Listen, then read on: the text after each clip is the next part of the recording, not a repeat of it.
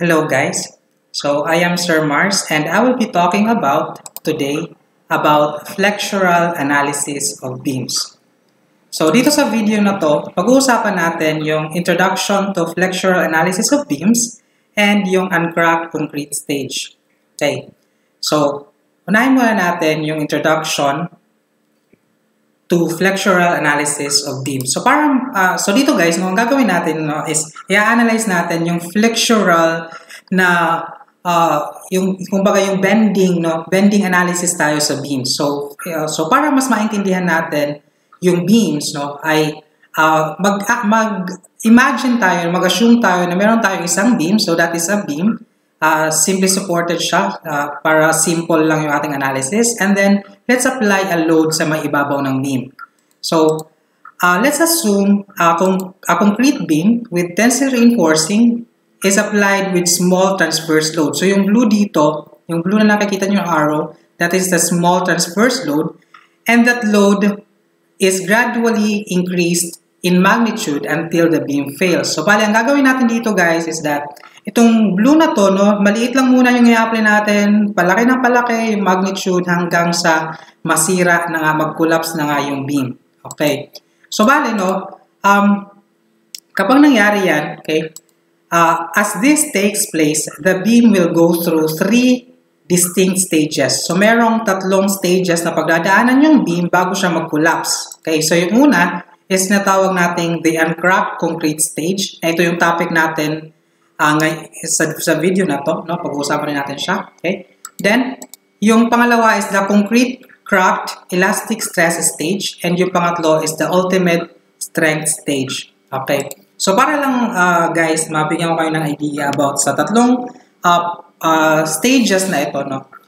Una, yung uncracked concrete stage, ang ibig sabihin yan guys, di ba maliit pa man yung load na nilalagay natin dun, yung blue. Kung maliit pa lang yung blue na yan, yung arrow na yan, yung load na yan, okay? That means, maaaring yung beam natin ay kaya pang i-resist yung buong load. So, that means, hindi pa siya magka-crack. Maliit pa lang naman yung load. Okay? Hanggang sa dumating yung time na hindi nakakayanin ng concrete sa mailalim, di ba? Tama ba? Kasi, di ba, for example, kung naano nyo yung guys ang ibig kong sabihin, okay? Para mas maano natin, kapag itong load na to, itong blue na to, okay, ay lumaki, ang mangyayari nito is magbe-bend yung ating beam ng pagganito. Magiging ganito yung ating beam. Ayun. So, bali ang mangyayari guys is dito sa ilalim is in tension at dito sa ibabaw is in compression kasi yung mga fibers dyan sa ibabaw ay makukompress kasi nga gaganon yung ating beam and yung mga fibers sa ilalim ay may inat. So, tension yung ating ilalim. Yun. So, ayun. So, yun. So, para lang maano kayo guys, ma-orient about sa nangyayari sa uncracked concrete stage. So, sa uncracked concrete stage ay kaya pang i-resist nga ng concrete nung section natin na concrete yung load. So, hindi pa siya magka-crack. Pagdating sa number 2, magka-crack na yung concrete dahil sa tension. Dahil nga, masyado nang naiinat yung mga concrete fibers dun sa mailalim ng ating beam. Okay? So, kaya magkakaroon na siya ng crack. Okay? Then, sa pangatlong stage, ito na yung pag-collapse ng beam. Okay? So, yun. So, pag-usapan natin yung unang stage muna. Okay? So, this is introduction pa lang, So, pag-usapan muna natin yung unang stage. That is the uncracked concrete stage. Okay? So, sa uncracked concrete stage, at small loads, when the tensile stress are less than the modulus of rupture, the entire cross-section of the beam resists bending with compression on one side and tension on one side. So, ito nga yung sinasabi ko kanina guys, Sabi ko nga kanina, kapag nag-bend na yung beam, yung mangyayari is yung isang side ay magiging compression, yung isang side ay magiging tension. Okay? So, ayun. So, mangyayari daw yung uncracked kapag yung tension, yung stress dito sa ilalim, sa may tension na side, kapag yung stress dito, okay, yung stress dito ay less than pa sa modulus of rupture. Again, at small loads, when the tensile stress are less than the modulus of rupture, the entire cross-section of the beam resists bending. So mamaya, i-explain natin ano ba itong modulus of rupture na ito? Okay, so, ayun, so, i-define muna natin sa ngayon, no, kung ano yung modulus of rupture. Tapos mamaya, let's explain kung ano itong, mas maintindihan nyo kung paano i-compute yung modulus of rupture. So, modulus of rupture is the bending tensile stress at which the concrete begins to crack. So, ibig sabihin guys, no, yung modulus of rupture, ito yung limit na kung saan kapag yung stress, yung tensile stress ay umabot na sa value ng modulus of rupture, magsa-start na yung cracking ng concrete. Okay? So, again, no, para mas maintindihan natin, okay, yung modulus of rupture, ayun, para isulatan natin dito, okay, kung yung stress natin, sabihin natin F yung stress, is less than pa sa F sub R, that is, mas maliit pa yung tensile stress natin dito compared sa modulus of rupture, then hindi pa mangyayari yung crack. The time na maging equal na sila, okay, dahil nga nag-i-increase nga yung load natin, the time na maging equal na sila, dun na magsa-start yung crack. So sa less than pa lang, ang crack concrete stage pa yon. Kung less than pa yung tensile stress sa modulus of rupture. Okay? So, I hope na intindihan nyo yun. Okay? So, during the uncracked stage, guys, ito yung nangyayari sa ating cross-section. Okay? So, sa uncracked concrete stage, okay, take note, since kaya pang i-resist nga ng ating beam yung load, then, ang ibig sabihin nun, guys, kapag rinawin natin yung strain diagram, ang nagre-resist sa buong load is the whole cross-section ng concrete. Kumbaga, ang ibig sabihin nun, kahit hindi tayo maglagay ng steel bar, no, kaya pa rin i-resist ng concrete yung load, no? Hindi pa rin siya masisira sa stage na to. Kasi nga, kaya i-resist ng buong cross-section ng beam ng concrete yung ating load. So, kung mapapansin nyo sa ating strain diagram, linear pa yung ating strain diagram mula sa tension na side sa may compression na side ng concrete. Okay? Okay, so may stress diagram ganun din, no? Stress diagram natin is linear. Okay? Sa concrete pa to, no? Wala kang ibig sabihin guys, wala pang naitutulong nga, sabi ko nga, yung steel na reinforcement natin dito sa stage na to kasi kaya pang i-resist ng concrete na section yung load, no? Kasi konti pa lang naman yung load. So, yun yung stage 1. Okay. How about sa stage 2? Sa stage 2, the concrete crack, ang tawag natin dito is the concrete cracked elastic stage. Okay. So, ang sabi dito, when the load is increased, kapag in-increase natin yung load, the tensile stress in the bottom of the beam becomes equal to the modulus of rupture. So, ayun na. So, ang mangyayari kapag in-increase natin nga yung load, no, yung tensile stress sa ilalim ay nagiging equal sa modulus of rupture, then the cracks starts to develop. Okay, so the moment at which these cracks begin to form is referred to as the cracking moment. Okay, so para magkaintindihan tayo guys, diba, no? So sabi natin, yung limit natin ng stress para mag-start na yung cracking is ito. Ito yung limit ng stress para mag-start na yung cracking. Sa moment naman, di ba, pwede mo natin i-compute yung moment at any point of the beam. Okay? So, sa moment naman, yung moment na value, magsa-start lamang yung cracking kapag ka-equal na siya to cracking moment. So, meron tayong tinatawag na cracking moment. Maintindihan nyo ito mamaya kung anong ibig sabihin, kung paano ito i-compute. No? So, ibig sabihin, kung yung moment natin sa beam is, may aso sa labas. Kung yung moment natin sa beam is less than sa cracking moment, then hindi pa magkakaroon ng crack. So, same lang to. Actually, ang pagkakaiba lang nila is that ito is moment, ito is stress. Okay? Pero, same lang sila na parang pwedeng i-compute natin para malaman kung magka-crack na or hindi yung ating beam. Diba? So, pwede natin siyang pagbasehan. Itong dalawa na to, pwede natin pagbasehan kung magkakaroon ng crack or hindi yung ating beam. Okay, so mamaya maintindihan nyo kapag ka nag-compute na tayo. Okay? So, ayun. Wait lang. So, no, tingnan nyo guys yung nangyayari, no? So, kapag ka, for example, yung ating moment, okay, sa case na to, yung moment natin ay pag lumampas na sa cracking moment, doon magkakaroon ng mga cracks sa may part na kung saan yung moment ay lumampas na sa cracking moment. Okay? Kung makikita natin, sa strain diagram, yung strain diagram natin, guys, is linear pa din. But sa stress diagram, take note na dito, sa case na to, sa stress, no, dahil nga nag-start na mag-crack na yung concrete, no, nagsisimula ng mag-take into action yung mga reinforcement. So, ang ating reinforcement ay gumagalaw na, nagre-resist na siya, okay? Nagre-resist na siya, no? Nire-resist na yung load kasi hindi na kinakaya ng ating concrete kasi na nagkakaroon na ng crack. So, okay. So, para mas maintindihan natin, guys, no, ay, okay, tingnan natin itong ating figure. Wait lang. Okay. Okay.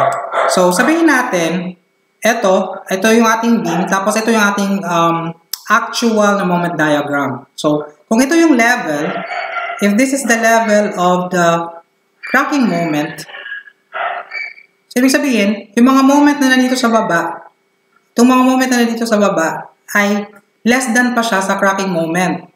So, ang ibig sabihin nito, guys, that means na itong part na to ay wala pa, hindi pa siya magka-crack. Itong part na to ay hindi pa siya magka-crack kasi itong mga parts na to ay less than sa cracking moment. Pero dito sa may part na malapit sa gitna, no, since lumampas na yung moment nila sa cracking moment, then kaya magkakaroon na ng mga cracks dito sa may ilalim ng ating beam. Ganun yun. Okay? So, I hope na intindihan nyo yun. Okay?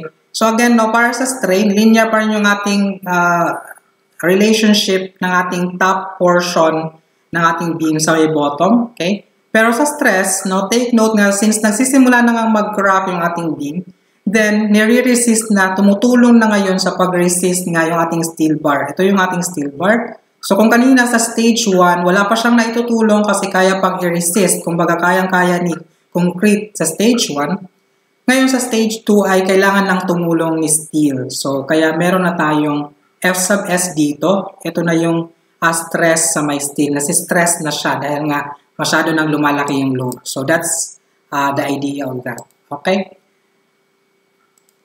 Okay, so para naman, okay, so take note that itong stage na to, this stage will continue as long as the compression stress in the top fibers is less than about 1/2 of the concrete compression strength. Okay?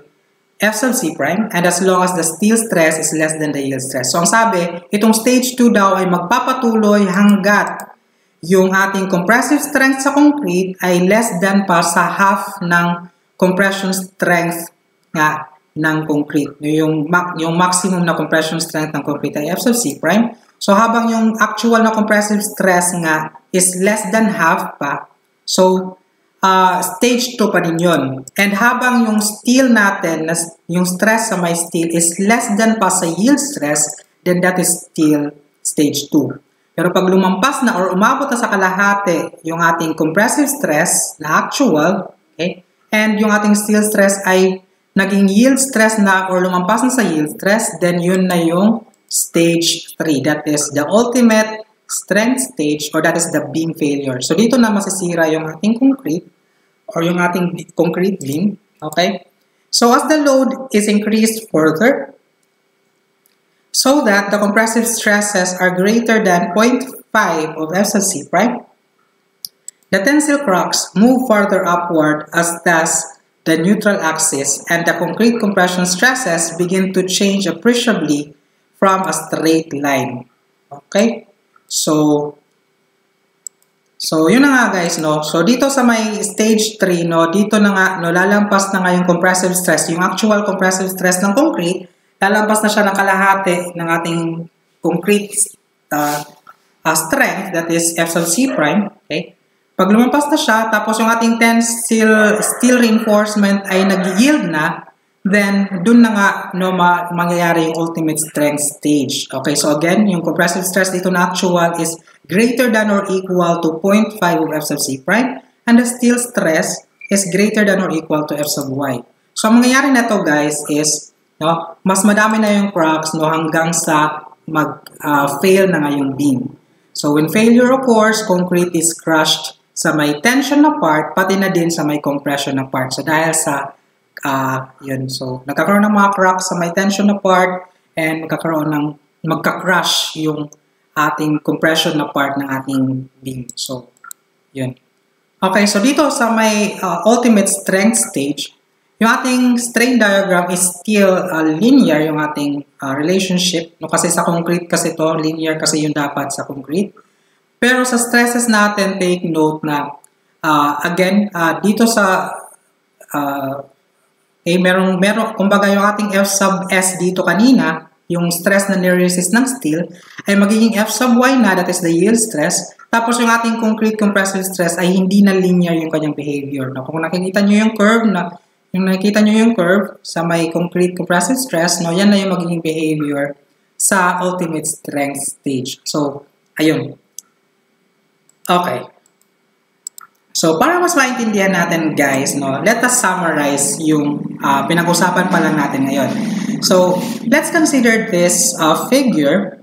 So, this is the moment curvature diagram for reinforced concrete beam with tensile reinforcement only. So, bali, yung pinag-uusapan natin, so nakikita nyo guys, no, yung ating graph is straight siya sa una, okay, straight.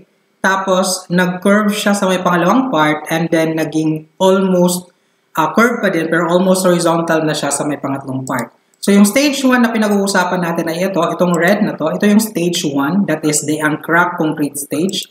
Itong part na to, that is the green part, yung pinilukan ko ng green, that is the stage 2 stage 2, that is the concrete cracked elastic stress stage.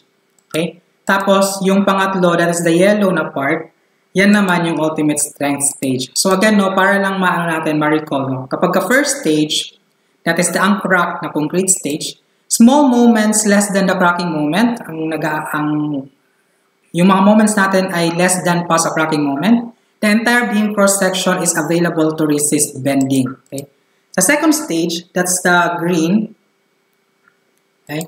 When the moment is increased beyond the cracking moment, the slope of the curve will decrease a little because the beam is not quite as stiff as it was in the initial stage before it cracked. So magkakaroon na tayo ng crack dito sa may part na to. No? Ayun. Kasi nga lumampas na yung moment sa cracking moment. So yung slope din sa may curve will decrease, no? Because the beam nga is not quite as stiff as it was in the initial stage before it cracked. Okay, so sa third stage, until the steel yields, a fairly large additional load is required to appreciably increase the beam's deflection. Okay?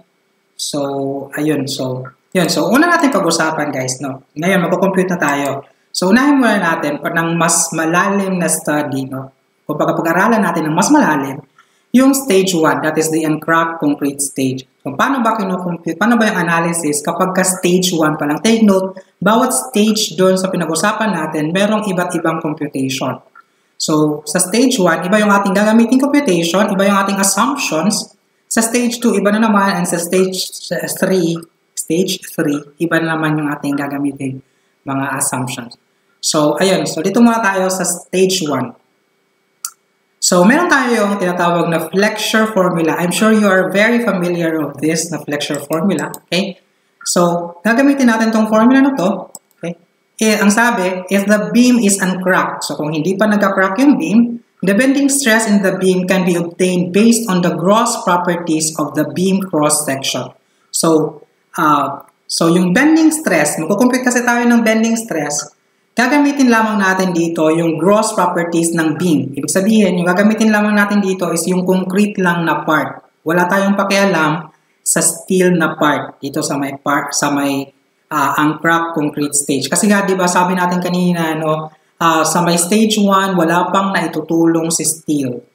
Si concrete lahat na yung nagre-resist ng load. Okay? So, dahil wala pang naitutulong si steel, ang gagamitin natin sa pag-compute ng bending stress ay yung gross properties ng concrete, ng beam. Okay? Okay? So, the stress in the concrete at any point at distance y from the neutral axis of the cross-section can be determined from the flexure formula in which m is the bending moment equal to or less than the cracking moment of the section, and I sub g is the gross moment of inertia of the cross-section. So, kung naalala nyo guys, yung flexure formula, ito yun. That is, the stress, the tensile stress, yeah, is equals to m multiplied by y multiplied by I sub g. So again, yung m dyan is the moment, that is the actual moment, bending moment. Yung y dito is the distance from the neutral axis. So hahanapin natin kung nasaan yung neutral axis ng cross-section, then papunta sa may tensile na extreme fiber. Okay? Then yung I sub g dito is the gross moment of inertia ng cross-section. Okay? Meron tayong tinatawag na cracking moment. Diba naalala nyo, nag-mention tayo kanina ng cracking moment. So again, yung cracking moment, sabi natin kanina, that is yung limit ng moment na kung saan magsa-start na nga yung crack. So kung yung moment ng beam is umabot na sa cracking moment, magsa-start na mag-crack yung ating concrete beam. Okay? So, according to ACI 31814, yung ACI na pina-download ko sa inyo, I mean, sana meron kayong ACI. Okay. So, according to ACI, ito yung computation ng cracking moment. So, according to section 24.2.3.5, okay, for non-pre-stressed members, effective moment of inertia, blah, blah, blah, no, shall not be greater than this formula, where, take note, may M sub CR dito sa baba, okay, M sub CR is calculated by this formula, okay? So, paki-take note yung formula na yan, that is yung gagamitin natin para sa pag-compute ng cracking moment. So, ang M sub CR is the cracking moment. Okay? Okay, so yung formula ng M sub CR ay F sub R, okay, multiplied by I sub G divided by Y sub T. Okay?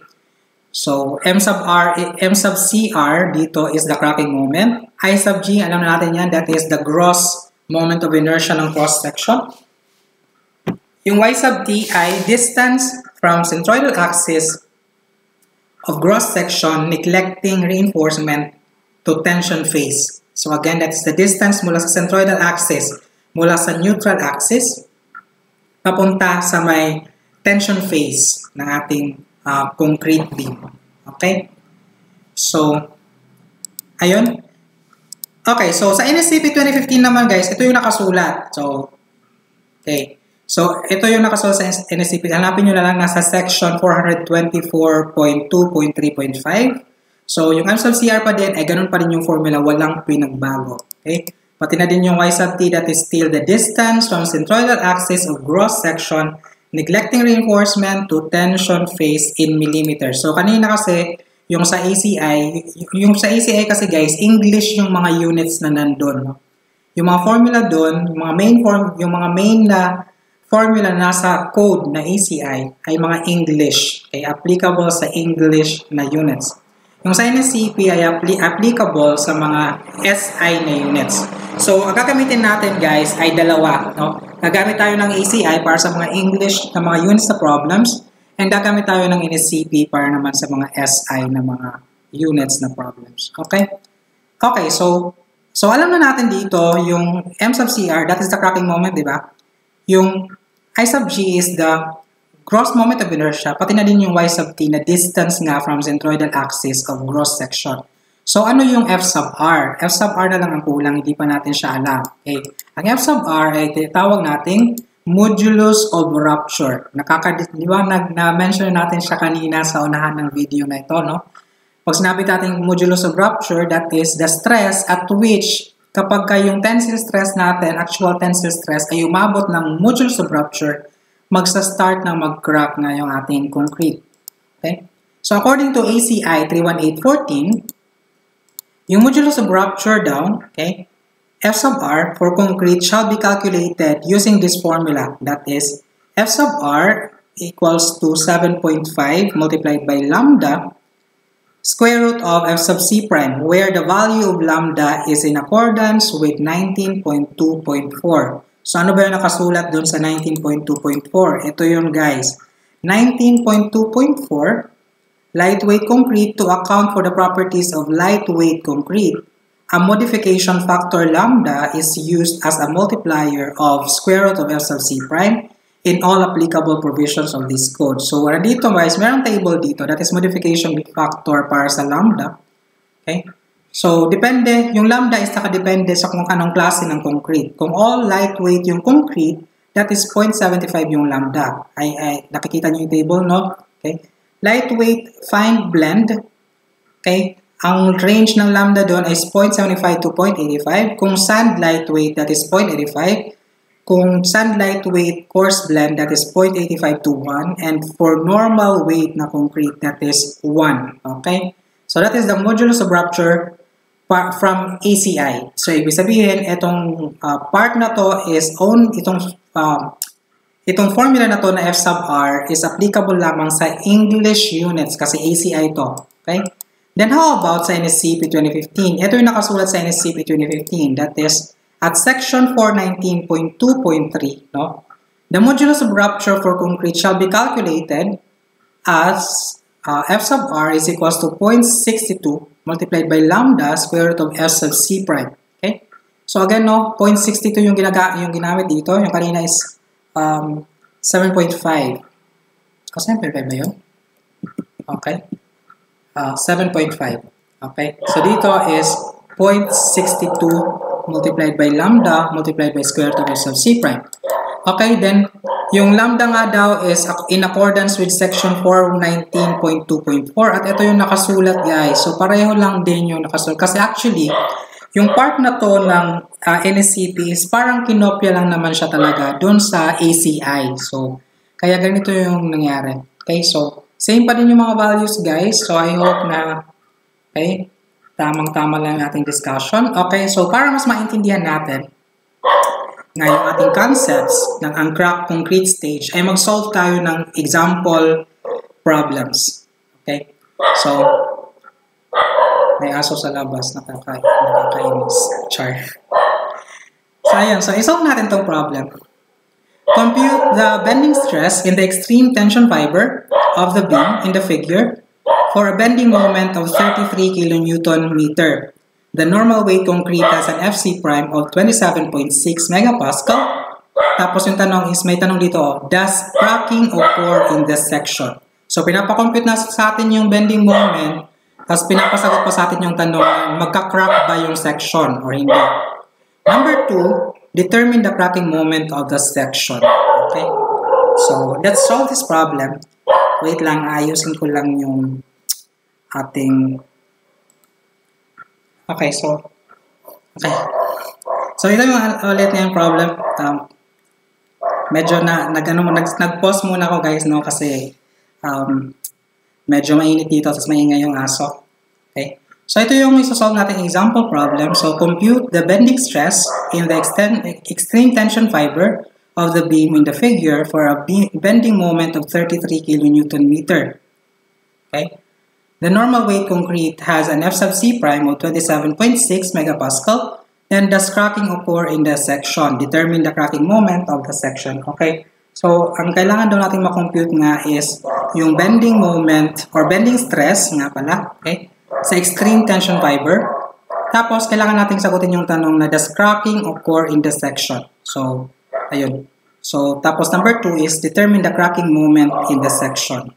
Ayun. So, i-solve natin to. So, nandito, ito yung ating okay, problem. I hope nakikita nyo yung problem, no? Okay, so i-kira natin muna. Okay, so una natin kailangan gawin is to solve for the bending stress. So, number 1 is bending stress. So, number 1 is bending stress. So, ilagay natin dito. Bending stress. So, bale, this is, tatawagin natin siyang F. Okay? So, para sa pag-compute ng bending stress, anong nga ulit yung formula nung guys? Para sa pag-compute ng bending stress, yung ating formula is F is equals to My over I sub G. Diba ito yung flexure formula? So, I hope naalala nyo to guys because importante yan. No? Lagi natin siyang gagamitin. Okay, so para sa M, we know the value of this kasi given na to sa problem. So, tingnan natin. No? According sa problem, yung bending moment nga daw ay 33 kilonewtons. So, bali, no, M natin ay 33 kilonewton meter. Okay, moment pala to. Okay? So, para mas maging maayos yung pag-solve natin guys is siguro mas maganda kung yung gagamitin natin ng mga units dito ay Newton tsaka millimeter, no? Para sa mga stress, para yung lalabas na stresses dito is in megapascal. So, ibig sabihin guys, convert natin to Newton millimeter. So, mangyayari dito is, since meron tayong, yung kilonewton is, 1 kilonewton is 1,000 newtons, and 1 meter is 1,000 millimeters. So, magiging 33 times 10 to the 6 in Newton millimeter ito. Okay? Okay, then, kailangan natin ng value ng y. Okay? Again, yung y dito is, since ang kailangan natin makuha is yung bending stress in the extreme tension fiber, then we are sure na since rectangular man yung ating section, na yung ating neutral axis, we are sure that our neutral axis is ito sa may gitna. Okay? So, ibig sabihin, yung ating y na gagamitin is mula sa may neutral axis papunta sa may extreme tension fiber. So that means kalahati ito ng 450. So that will be, ayun, y natin is 450 millimeters divided by 2. So this is equals to 225 millimeters. Okay? So last na. Dito na tayo sa I sub g. Ano nga ulit yung I sub g guys? That is the gross moment of inertia ng section. So I sub g is computed since this is rectangular cross section. Take note guys, hindi natin kinakonsider yung steel bars kasi nga we are assuming pa, no, ina-assume muna natin na hindi magka-crack. So kung hindi magka-crack, walang maitutulong yung steel bars, so ini-neglect natin siya. Okay? So I sub g natin dito is, okay, that is, since rectangular man siya, this is b, wait lang, this is b h cube over 12. So yung b natin dito is 305 millimeters. Okay, mga millimeters ang ating unit dito ha. H natin dito is 450. Ayun. Then cube. Then divided by 12. Okay. So i-calculate muna natin to guys. So ang lalabas na sagot dito is 305 times 450 cube divided by 12. So, ang dami. Okay? So, the answer here, the I sub g natin dito is 2316.09375 times 10 to the 6. This is in millimeters to the 4th. Okay? So, ayun na guys. So, na-compute na natin lahat ng mga kailangan natin i-compute. So, now we can compute for the bending stress sa may tension phase. So, bale, no, i-multiply lamang natin yung 33 times 10 to the 6 times y divided by I sub g. So, wait lang.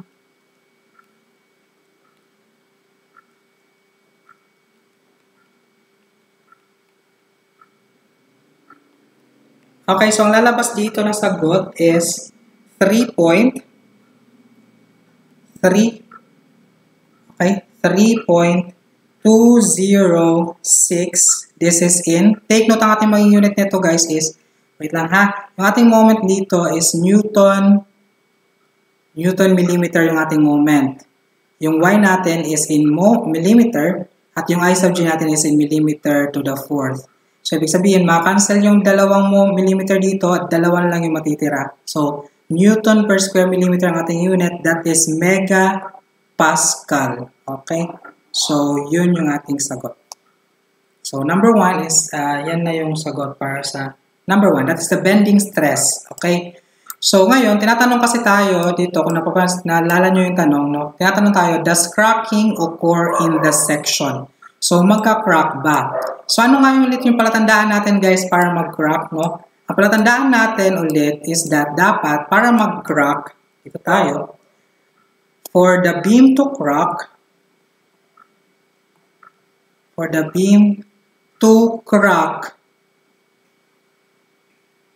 okay, dapat yung F natin is equal or greater than or equal to F sub R kung magka-crack siya. Pero tinatanong man natin, okay, so kailangan natin malaman, no, kung magka-crack siya or hindi. Kung hindi magka-crack, hindi dapat F is less than F sub R. Diba? Diba yung sabi natin kanina? Uncrack. Ito yung uncrack. Okay? So, we need to compute for f sub r para malaman natin kung magka-crack siya or hindi. Okay? So, sige nga, tingnan muna natin yung formula ng f sub r. Okay? So, SI tayo guys ha. So, gagamitin natin yung mga NSCP dito ng mga codes. So, para sa SI, yung gagamitin natin na formula is 0.62 multiplied by lambda multiplied by square root of f sub c prime. Okay? So, 0.62. Sandali.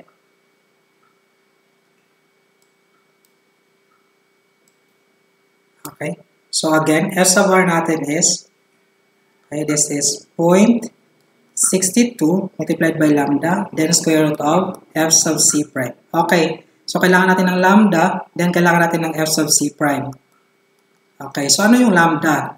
Ang sabi dito, guys, it is a normal weight concrete. Okay? Normal weight concrete. So, kung normal weight concrete siya, hanapin natin yung value ng lambda dito sa table. Ito yun, no? Okay? So, the normal weight, ito yun. Normal weight natin ay 1.00. So, yun. So, 1.00 yung ating lambda.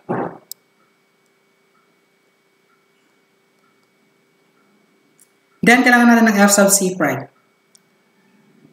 Given yung value ng f sub c prime sa problem, ito yun, no? The normal weight concrete has an f sub c prime of 27.6 megapascal. So, i-substitute na lang natin. That is 27.6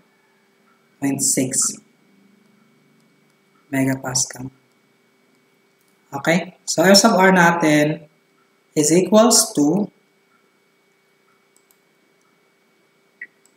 okay? So, i-multiply na natin guys. So, ang lalabas dito is 0.62 multiplied by 1 times square root of, okay, wait, times square root of 27.6. Okay? So, ang lalabas dito is 3.257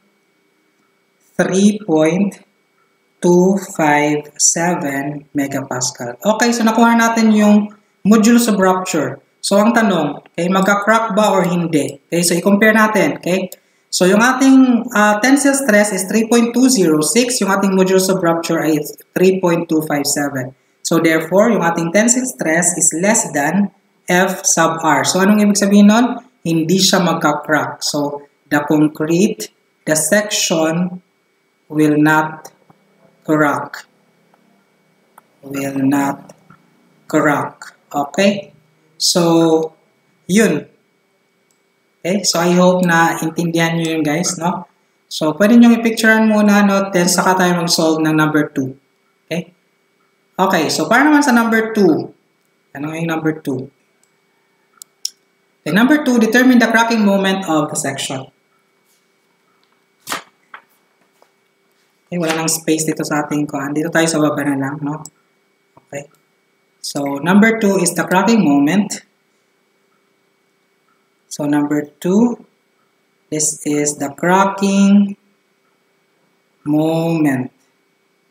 Huwag niyong pansinin ito guys ha, kasi actually kinopya ko lang itong kuhan. Okay? So, cracking moment, ang kailangan natin computing is the cracking moment, so M sub CR. So, ano nga ulit yung formula para sa M sub CR? Okay? Or that is the cracking moment. Tingnan natin sa taas. Dito man yun.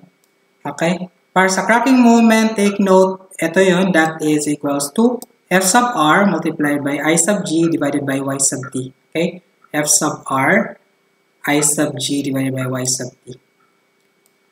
Okay?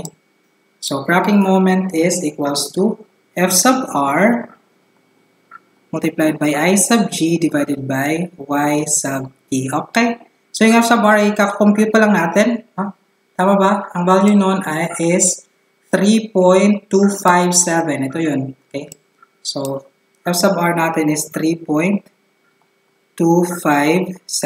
megapascal. And then, I sub G is, na-compute na rin natin to kanina, di ba? Okay, ito nga yun. Ito yun. So, I sub G natin is 2316.09375. Kopyahin ko lang guys ha. 2316. Okay. This is 2316.09375 times 10 to the 6. This is in millimeters to the 4th. Okay? Then, kailangan natin ng y sub t. Okay? So again, yung definition ng y sub t is the distance from the neutral axis papunta sa may tension phase. Okay? So, tingnan natin guys ha, kasi baka mali yung ano ko. Okay? So again, y sub t natin is distance from centroidal axis of gross section, neglecting reinforcement to the tension phase in millimeters. So sa case ng ating problem, mula sa centroidal axis, ito man yung ating centroidal axis, papunta sa tension phase, that is 225. Okay? Kalahatin dapat ng 450. Okay? So, 225. So, y sub t natin is 225. This is in millimeters. Ayun. So, bali, m sub cr natin will be equal to, pwede natin siya i-compute at ang lalabas is 33.527. This is in kilonewton meter. Okay?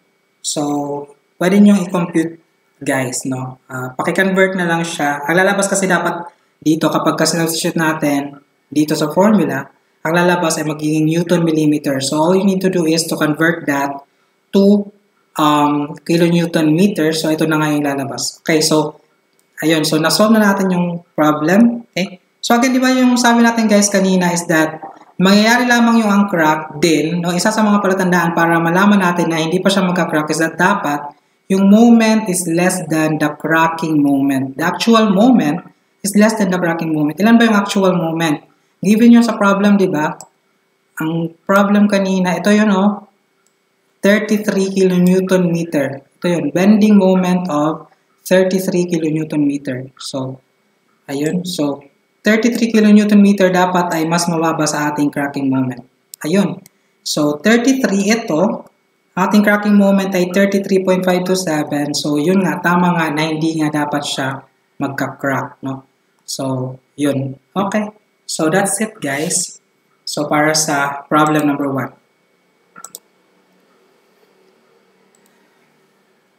Okay, so ngayon, isolve naman natin yung problem number 2. Okay, so problem number 2, ito yung ating problem number 2. Neglecting the steel reinforcements, calculate the stress in the concrete at the top and bottom extreme fibers under a positive bending moment of 80 kPa in PSI. Tapos number 2, if F sub C prime is 3000 PSI and normal weight concrete is used, does cracking occur? So tinatanong na naman kung magka-crack ba. Okay? What is the maximum uniformly distributed load? Okay? The beam can carry, if it is used as a simple beam with 24 feet span without exceeding the modulus of rupture of the concrete in pounds per foot. Okay? So, ayun. So, bali yung ating subject dito is, yung ating pinag-uusapan dito sa problem na to is a T-beam. So, isang T-beam yung ating pinag-uusapan. Ayun. So, bali, i-ano lang natin na yung T-beam natin ay merong flange at saka merong web. So, yung flange natin ay 60 inch yung kanyang lapad. Tapos, yung height ng flange is 5 inch. Tapos 27 inch yung ating height naman ng web and 12 inch yung ating width ng web. Okay? So, i-solve natin to guys. Dali.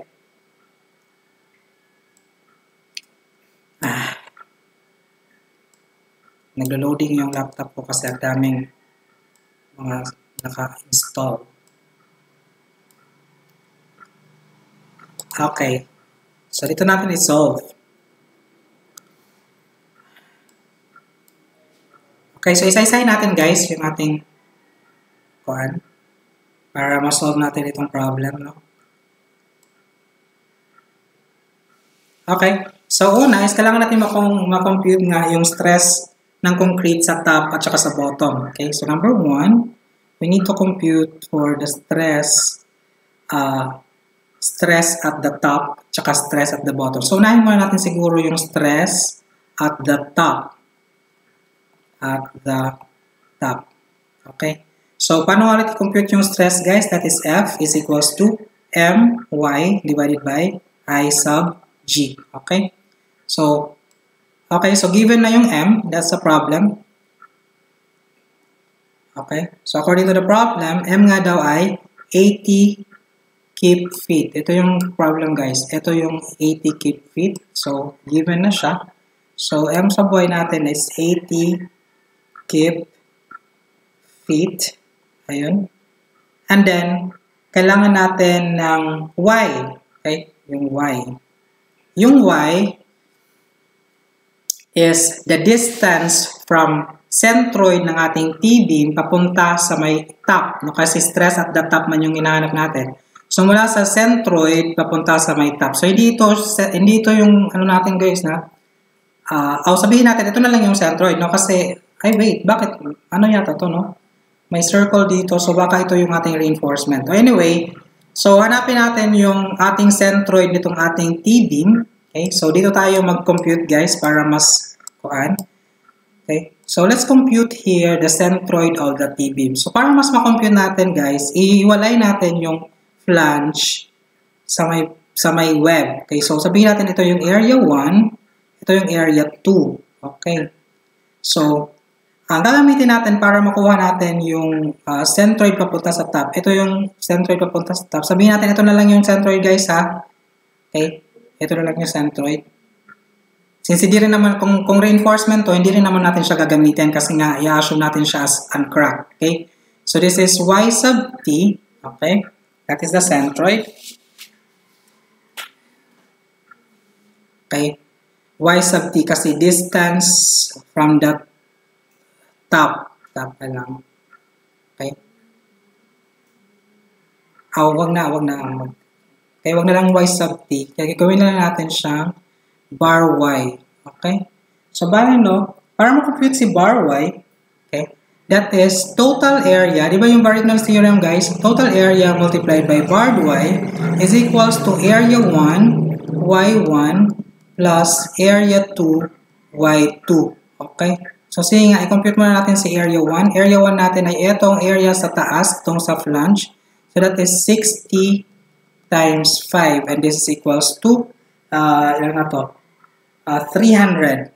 Okay, so this is 300 square inch. Okay, so ikunin lang natin din yung ating y1, itong y1 na to, ito. Okay, so para sa y1, that is simply yung distance ng centroid nitong flange sa taas papunta sa taas. Di ba yung centroid man niya is nandito sa may gitna, papunta sa taas, that is 2.5. Kaya 5 man yung ating height ng flange. So this is 2.5 inch. Okay?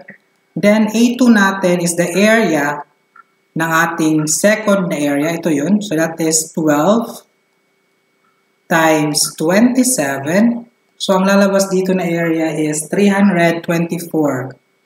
324 square inch. Okay? Kailangan natin ng Y sub 2, guys. Y sub 2 is the distance mula sa centroid neto papunta sa taas. Okay? So, nasan ba yung centroid na ito? Okay, nandito yung centroid. Okay, yung centroid niya is kalahati ng 27. So, 27 divided by 2, that is 13.5. So, 13.5 ito. So, kung 13.5 ito, guys, all we have to do is i-minus tong 13.5 sa total. Kasi, ang kailangan natin na Y2 ay ito. Okay, Y2 man ito, Y2. So, that is, yung total kasi na height natin ay 27 plus 5, 27 plus 5, that is 32.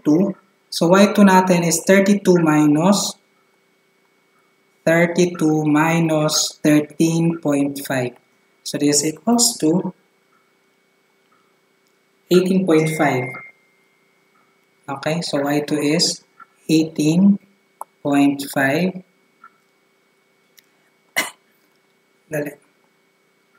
inches. Okay, then kailangan natin ng A sub T, guys. That is the total area. Ayan. So, A sub T natin is the total area. I-add lang natin ito at saka ito. So, this is 624 square inch. Okay, so meron na tayo nito. Meron na tayong A sub 1, A sub 2, A sub T. Meron na tayong ito, at saka ito. So, therefore, na-compute natin si bar Y. Okay, so, ang lalabas ng bar Y, guys, kapag sinubstitute natin yan, itong lahat, okay, dito, ang lalabas na bar Y is 10.808. 10.808. 10.808. This is in inch. Paki-compute nyo na lang guys, no? Ito yung bar y. Bar y. Okay. So, 10.808. So, ano lang natin, no? The bar y natin is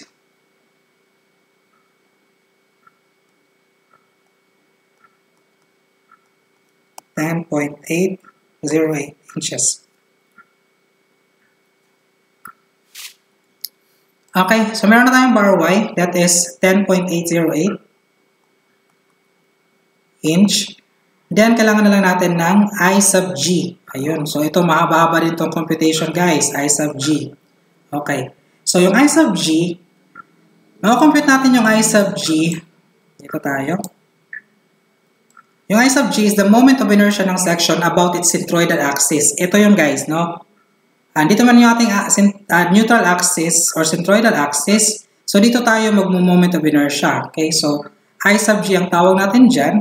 So, para makapag-moment of inertia tayo dyan, guys, no? All we need to do is, ganito na lang, no? Since na-divide naman na natin yung area, itong nasa taas at saka itong nasa baba, then, isa-isahin natin, kunin natin yung moment of inertia nitong nasa taas about the neutral axis.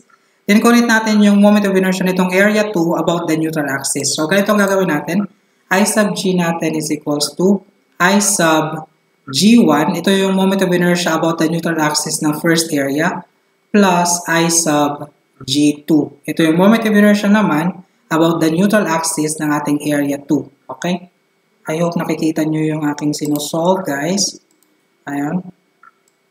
Medyo, okay. So, unahin muna natin, guys, yung I sub g1. Okay? So, I sub g1. Okay, ano nga ulit yung formula ng moment of inertia? Okay, since this is rectangular, okay, yung ating moment of inertia about its own centroidal axis is bh cubed over 12. Pero since yung ating area 1 is, take note, kailangan natin kunin yung ating moment of inertia neto about this axis. So, malayo siya. At take note, itong ating neutral axis is hindi coincident dun sa neutral axis nitong ating area sa taas. So, that means, kailangan natin gumamit ng transfer formula for moment of inertia. And that transfer formula for moment of inertia is, ano nga yun? That is bh cubed over 12 plus ad squared. Diba? Naalala nyo, ito yung transfer formula for moment of inertia. Yung b dito is yung 60. Okay? So, i-solve natin to guys, no? 60 multiplied by h natin ay 5. Then cube. Then 12. Plus area. Area 1 natin, na-solve na natin to kanina. That is, ilan nga yun? 300. Okay? So, plus 300 multiplied by d squared. So, kailangan natin ng d. Okay? So, sandali lang nga yan, guys. Yung d dito, take note. Ito yung neutral axis natin na red. Okay? Yung d dito, take note. Kung ito yung centroid natin, itong area na to, yung d natin na kailangan is mula dito, papunta dito sa may ating neutral axis. So, ilan to? Tama ba? That is bar y minus kalahati ng 5. Diba? Is 2.25 man to, itong buo. Ito is 5. Ibig sabihin, yung kalahati nito is 2.5. So, ibig sabihin, itong ating kailangan na d is bar y minus 2.5. Okay? So, bar y. Ilan nga yung bar y natin? 10.808. Dito sa baba. Okay? 10.808 minus 2.5. Okay? So, 10.808 minus 2.5. Ayun. Palitan natin ng pen. Then, square. Okay. Dito makukuha natin si I sub g1. Ayun. Okay. So, ilan yung ating I sub g1, guys? Ang lalabas na I sub g1 is 21,331.86. This is in inch to the fourth. Okay? So, ngayon, no? Wait lang. Masyado na nag-anohan sila dito. Nagsisiksikan.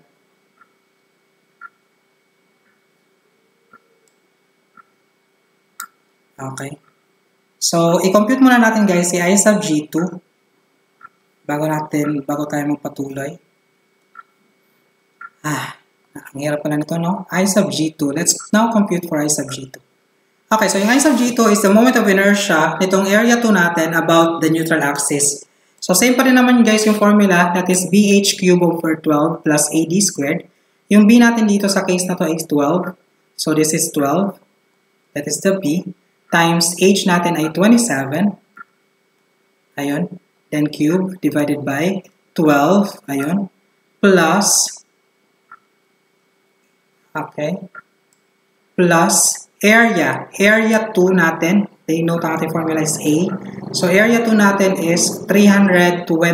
So, 324 times D. Okay? So, D na naman yung problema. Okay? So, again, yung D natin, guys, is distance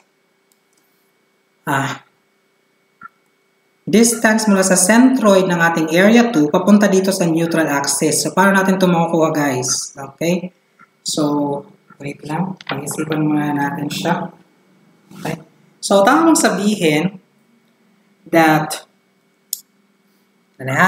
kasi yung buo na to is 32. Ito is buong 32 na tong buo, 32. Tamang sabihin that 32 is the total ng 13.5 plus yung D na kailangan natin, that is D2, okay? Plus bar Y, tama ba? Okay? Bar Y plus yung D na kailangan natin plus 13.5 is equals to 32. Okay? So, we can solve for D2. Ayan. Ito na lang sa baba. Konti. Okay? I-blue natin dito, no? So, D2. D2 is equals to 32 minus bar Y. Bar Y natin is 10.808. Ito yung bar Y. Then minus 13.5. Now, aralin nyo na lang siya, guys, kung hindi nyo masyadong naintindihan. No? It's very easy. No? So, ang lalabas dito na D2 must be equal to, okay? Ito yun, guys, nung D2 na kailangan natin dito is yung D, no? Para sa IG2, okay? So, yung D natin dito is wait lang.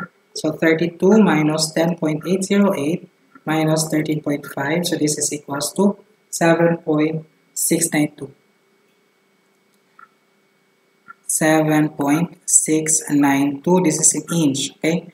7.692, then square, okay? So, lalabas na I sub G2 natin dito, guys. We can now compute, kaya meron na tayo dito, okay? Compute na natin siya. At ang lalabas is 38,853.06 is in inch to the fourth, okay? So, pag kinuha natin yung I sub G, okay, kasi meron na tayong I sub G1 at saka I sub G2, then makuha natin si I sub G. At ang I sub G nga natin, dito na natin siya ilagay. I sub G is equals to, okay, lalabas is 60,184.92. This is in inch to the fourth. Okay? So, ayun. So, meron na tayong I sub G, guys. Ayun. So, ilagay natin siya dito sa taas. 60,184.92. This is in inch to the fourth. Okay? So, nakuha na natin lahat ng kailangan natin dito para ma-compute nga si stress at the top. Stress at the top pa lang, nai-stress na rin ako. Okay? So, kunin natin ngayon si F. Okay? So, that is the stress at the top. Lagyan natin to ng subscript F top, no? F top. That is equals to, i-divide natin na lang ito. Siguro mas maganda kung i-convert natin ito to pound inch, no? So, we know that 1 kip is 1,000 pounds. Tapos, we know that 1 foot is 12 inch. So, ang lalabas dito, guys, is that yung M natin is equals to 960, wait lang, 80 times 1,000 times 12. So, 960,000. This is 960,000. This is in pound inch, no? Kasi kina-convert nga natin si feet, maka-cancel, si kip, maka-cancel. Okay? So, ang F-top natin, magiging unit natin dito is PSI. Tama ba? So, ang F-top will be in PSI. So, let's compute. 960,000 times Y na 10.808 divided by 60,184.92. Okay? So, lalabas dito guys is 172.440. This is in PSI or pounds per square inch. So, ito na yung stress at the top. Okay? So, madali lang siya guys. Kaya lang, walang space masyado. Tapos nakakaano tong method ng pag-solve natin, no? Okay. So, sana bumalik na yung klase, no? Para sa board na tayo mag-solve. Okay, so, para naman sa stress at the bottom, okay? So, no? Solve natin. Stress at bottom. Okay. So tawagin natin itong F bottom equals to my over I sub g. Okay. So, wait lang guys, no? Iyan muna natin yung ating kuan. Okay, so, ito sa number 1, pinapasolve yung stresses ng concrete at the top and bottom. Okay. Extreme fibers, top and bottom extreme fibers under a positive bending moment of 80 kip feet. Okay, so ang ibig sabihin guys, kung positive bending moment pala ito, no? Kasi pag sinabi natin positive bending moment, kung ito yung beam, pag sinabi natin positive bending moment, magbibend siya ng paganyan, okay? Magbibend siya ng paganyan. My God. Ang hirap i-control nitong pen. Okay, so again, no, magbibend siya ng paganyan kung positive bending moment nga itong 80 kip feet. So, ibig sabihin guys, no, itong stress at the top na kinompute natin, that is a compression stress, no? Yung stress at the bottom, yun na yung tension stress na kailangan natin i-compute. So, ibig sabihin, itong stress at the bottom, ito yung i-compare natin mamaya siguro sa F sub R, di ba? Para malaman natin kung magka-crack or hindi ngayong ating beam. Okay? So, sige nga, compute natin. Moment natin ay same lang. So, moment natin is just the same. That is, lang ngayon, 960,000 pound-inch. Okay? Then, yung Y natin, take note na sa bottom na yung ating kino-compute. So, ibig sabihin, yung kailangan natin na Y na ngayon is mula sa centroid, papunta dito sa may bottom. So, that is tama ba? That is 32. 32 man yung total. Okay? Ito is 32. 32 minus 10.808, yun yung ating Y. Okay?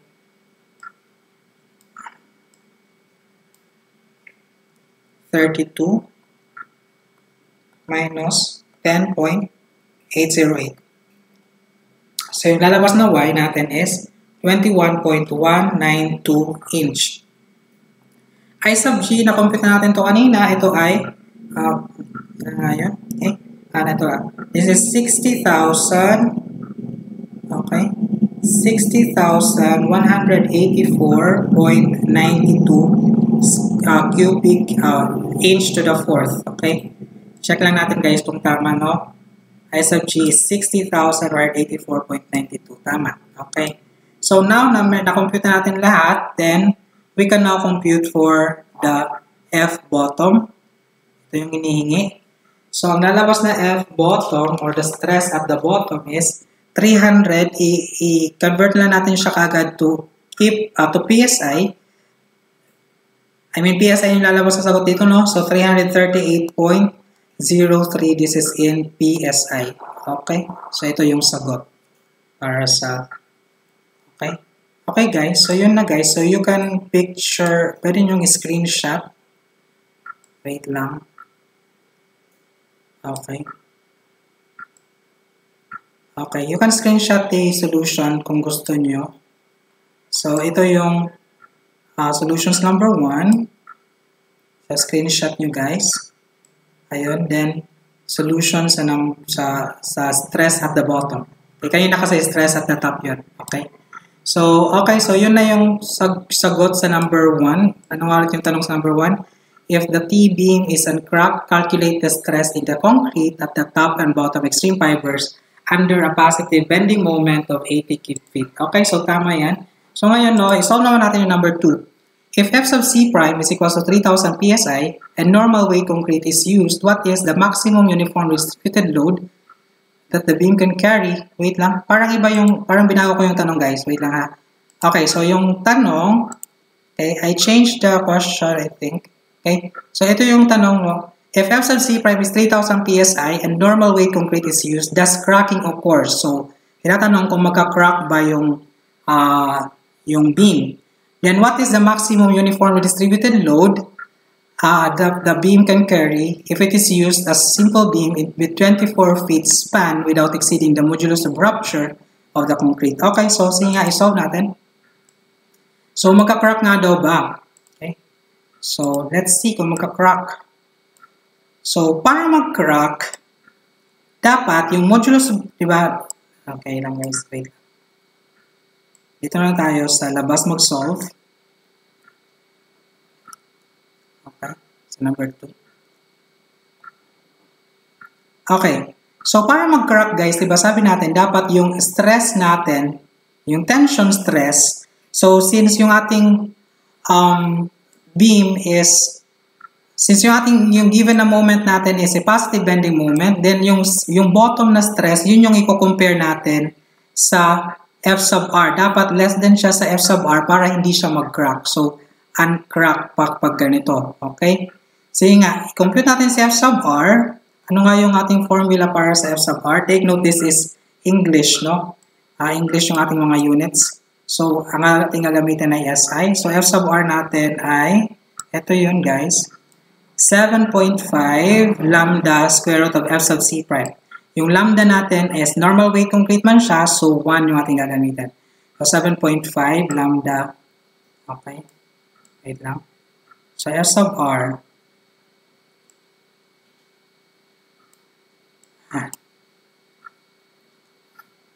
okay, so F sub R natin is 7.5 lambda square root of F sub C prime. Okay, so lambda natin is equals to 1.0 dahil nga normal weight concrete, and F sub C prime is, na-mention na siya sa problem, that is 3,000.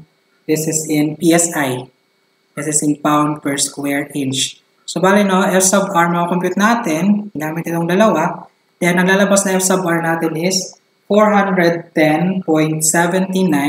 This is in PSI, that's pounds per square inch. Okay, so ang tanong, magka-crack ba or hindi? So, i-compare natin yung F bottom. Ito yung F bottom, that is, okay, yung F bottom natin is 338.03. Lagyan natin dito guys ha. Okay, i-blue natin. So, 338.03 PSI yung ating F bottom. Okay, take note na yung ating F sub R is 410, so less than siya. So, 410.79 PSI. So, less than, so ibig sabihin, walang crack na mangyayari. So, uncracked. Okay? So, hindi magka-crack yung ating okay. Okay na? So, ngayon, no, ang gawin natin,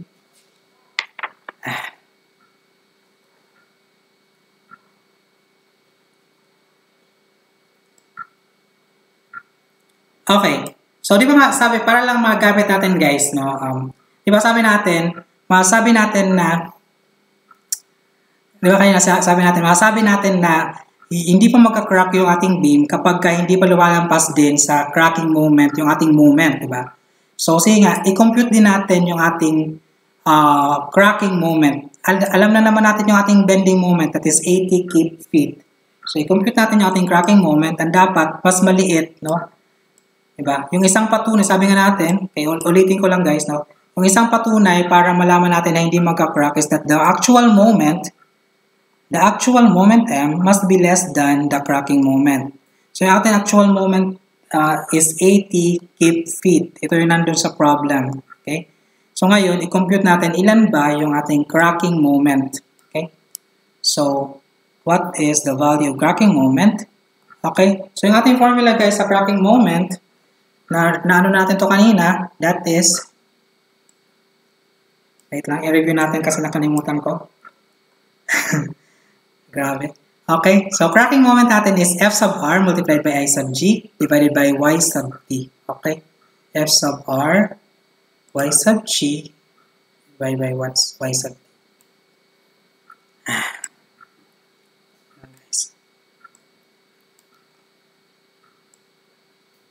Okay, cracking moment natin is F sub R multiplied by I sub G divided by Y sub T. Okay, so yung F sub R ay kakakompute pala natin. Ito ay 410.79 PSI. Okay, ito yung nasa taas, nandito. Okay. Then, I sub G is, nakompute natin to kanina. At ang value nga na ito is 60,184.92. This is in inch to the fourth.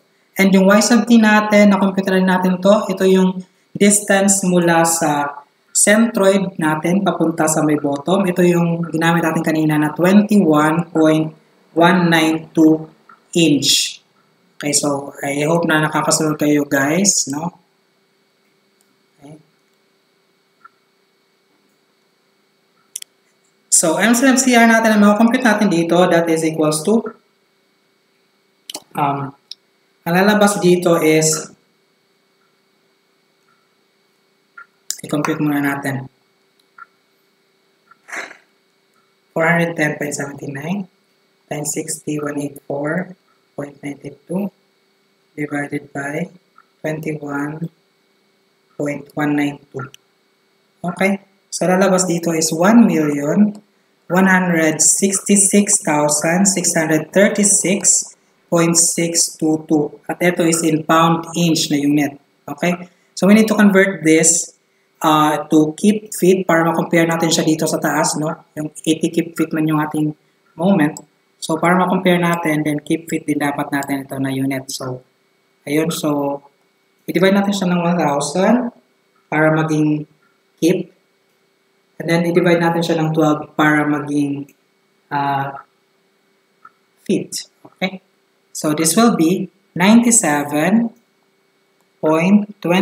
This is in keep feet. So, M sub CR natin is ito. Okay? So, this is equal to, okay, so 97.22 keep feet. Okay. So, take note guys, no, yung ating M, or actual moment natin is less than sa M sub CR. So, ang ating M sub CR is 97.22, tapos ang ating actual moment is 80. So, ibig sabihin, hindi pa talaga siya magka-crack. So, di ba, pinapatunayan lang natin dito that cracking will not occur. So, uncracked talaga siya. Okay? Okay na. Okay. So, dito tayo guys, no, para masagot na natin yung isa pang tanong dito sa number 2. Okay? So, yung tanong dito sa number 2 is, what is the maximum uniformly distributed load the beam can carry if it is used as a simple beam with 24 feet span without exceeding the modulus of rupture of the concrete in pounds per foot? Okay? So, kailangan daw nating malaman yung magiging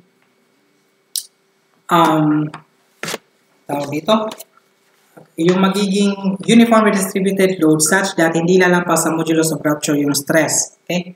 Okay, so 24 feet yung span ng ating beam. Okay, so nag-prepare ko dito na guys ng drawing. Ito yung ating drawing. So, sabihin natin ito na yun, no? So, yung L nga daw, yung ating span, L is equals to 24 feet. Okay? So, ang kailangan natin itong malaman is ano yung uniformly distributed load na maximum such that yung stress natin will not exceed the modulus of rupture. Okay? So, ano nga ulit yung maximum moment kapag uniformly distributed load? Diba, naalala nyo, ito yung formula na M equals to W distributed load. So, WL squared over 8. Okay?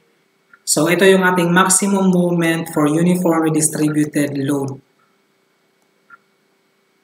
Pwedeng i-memorize nyo na lang din siya guys, no? Kasi baka ma-meet nyo pa siya in the future. Ma-meet pa talaga yan. So, ayun. So, ang gagawin natin guys is, so, para makuha natin si W, edi kailangan natin ng M, di ba? So, di ba nga, yung dapat hindi daw lalampas sa yung stress sa modulus of rupture. And ang sabi natin, yung modulus of rupture, di ba nga itong modulus of rupture, ginagamit natin sa pag-compute ng cracking moment, di ba? So, ibig sabihin, yung cracking moment na sinolve natin kanina, yun na mismo yung corresponding na moment for the modulus of rupture na kinumpute natin kanina. So, para sa modulus of rupture, guys, na 410, ito yun, no? 410.79, the corresponding moment para dyan ay itong M sub CR natin na 97.22. Okay? So, yung 97.22, yun na yung gagamitin natin. Ayan. So, para dito sa ating formula. Okay. So, yung M natin dito is gagawin natin. Okay. Okay. So, yung M natin dito is the cracking moment. Okay. This is 97.22. At ang unit natin dito is keep feet, no? Keep feet. So, siguro gawin natin itong pounds feet. So, times 10 to the 3 na lang to. This is in pounds, feet, equals to W. W yung hinahanap natin. L natin is 24 feet. Okay? Then, divided by 8. So, lalabas dito na W is in, okay, maka-cancel man C. Okay? So, lalabas dito na W is pounds per foot. No? Pounds per foot dapat. Moment. Ay, may square pa pala dito. May square. Tama. Okay, so, ang magiging value nito is 1,350.28. This is in pounds per foot. So, ang ibig sabihin, guys, no, yung W na 1,350.28 pounds per foot, ito na yung maximum na uniformly distributed load na pwede natin i-apply sa beam such that hindi lalampas yung stress sa modulus of rupture or such that hindi magkakaroon ng crack ngayong concrete. Okay? So, that's it. I hope naintindihan nyo yung ibig sabihin, guys, no? Okay, so ang kailangan kasi natin na unit dito is pounds per foot. So, kaya pounds per foot yung lumabas natin na unit. So, kaya natin kinonvert yung kanina na 97.22 na keep feet to pounds feet. Okay? So, that's it. I hope na nagkaintindihan tayo. Medyo mahirap, medyo mahaba yung solution nito, guys. So, ayun. Medyo loading yung aking Microsoft whiteboard dahil sa haba ng solution. Pero anyway, yan na.